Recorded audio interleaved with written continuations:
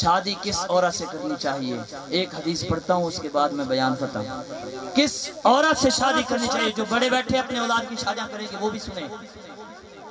میرے محبوب نے فرمایا عورت سے شادی 3 وجوہات سے کی جاتی ہے، 3 وجہ سے۔ پہلی وجہ کیا ہوتی ہے؟ پہلی وجہ یہ ہوتی ہے کہ اس کا حسب نسب چودھری خاندان کی ہے، لشاری خاندان کی ہے، ملک خاندان کی ہے، میں اس سے شادی کروں گا۔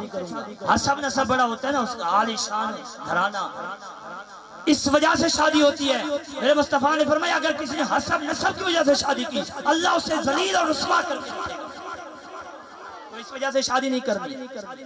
دوسری وجہ کیا ہے؟ فرمایا دوسری وجہ یہ ہوتی ہے کہ اس کا حسن و جمال دیکھ کر شادی کی جاتی ہے کہ بڑا سونی ہے، اس لیے شادی کرتا ہوں اسے۔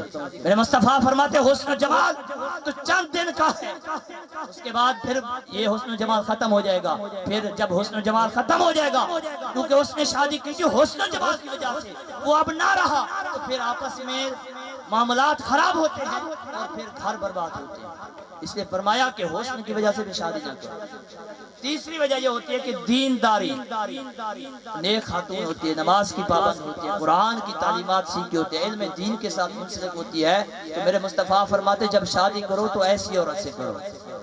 جب ایسی عورت سے شادی کرو گے فرمایا اللہ تمہیں حسن بھی دے دے گا، مال بھی دے دے گا، پیسہ بھی دے گا، سب کچھ۔